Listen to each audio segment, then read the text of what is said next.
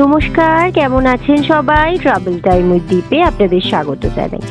আজ আমরা এসেছি ব্যারাকপুরের শিব শক্তি মা অন্নপূর্ণার মন্দির দর্শন করতে।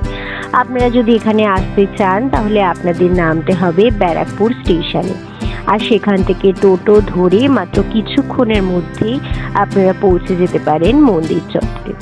তো চলুন আজ আমরা মন্দির দর্শন করি আর আপনাদেরও দর্শন করাই, আর তার সাথে সাথে জানাই এই মন্দির সম্পর্কে কিছু তথ্য ও ইতিহাস।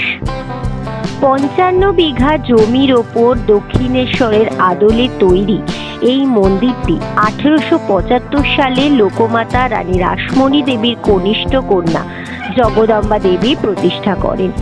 এই মন্দিরে মাতৃমূর্তি দর্শনের সময় হলো সকাল ৫টা থেকে দুপুর ১:৩০ এবং বিকেল ৪টে থেকে রাত্রি ৮টা পর্যন্ত। পুজো দেওয়া ও মাতৃমূর্তি দর্শনের সাথে সাথে ভোগ গ্রহণের বাসনা থাকলে সকাল সকাল এসে নির্দিষ্ট অর্থের বিনিময়ে কুপন কেটে নাম নথিভুক্ত করতে পারেন। এখানে ১২ রকম পদ দিয়ে অন্নভোগের ব্যবস্থা রয়েছে।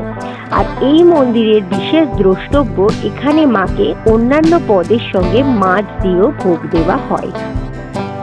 জানা যায় এই মন্দিরটি নির্মাণ করতে প্রায় ৫ বছর সময় লেগেছে। এই মন্দির চত্বর প্রবেশ করেই মন্দিরের প্রতিষ্ঠাতা জগদম্বা দেবীর একটি পাথরের মূর্তি আপনারা দেখতে পাবেন। মূল মন্দিরের সাথে একটি নাট মন্দিরও আপনারা দেখতে পাবেন।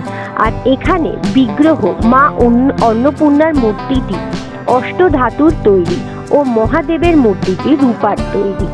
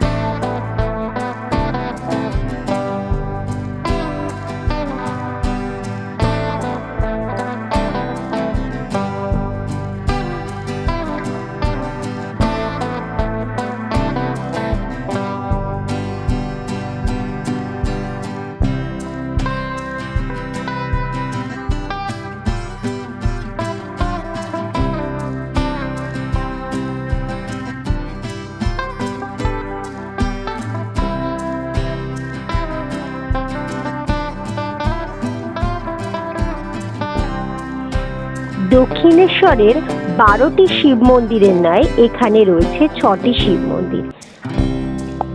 এখানে ৬টি আটচালা শিব মন্দিরের শিবের এক একটি রূপ অনুসারে তৈরি হয়েছে, যা হলো কল্যাণেশ্বর, কাম্বেশ্বর, কিন্নরেশ্বর, কেদারেশ্বর, কৈলাসেশ্বর এবং কপিলেশ্বর।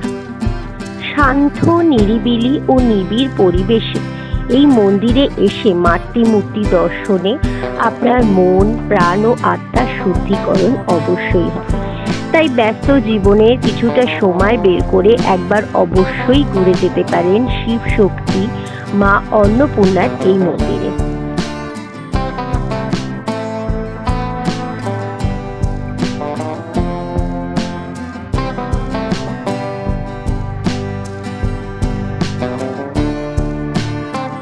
আজকের মতো ভিডিওটি এই পর্যন্তই। যদি কিছু ভালো লেগে থাকে please do like, share and subscribe.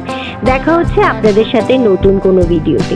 ততক্ষণ আপনারা ভালো থাকুন, সুস্থ থাকুন এবং ট্রাভেল টাইম উইথ দ্বীপের ভিডিও দেখতে থাকুন।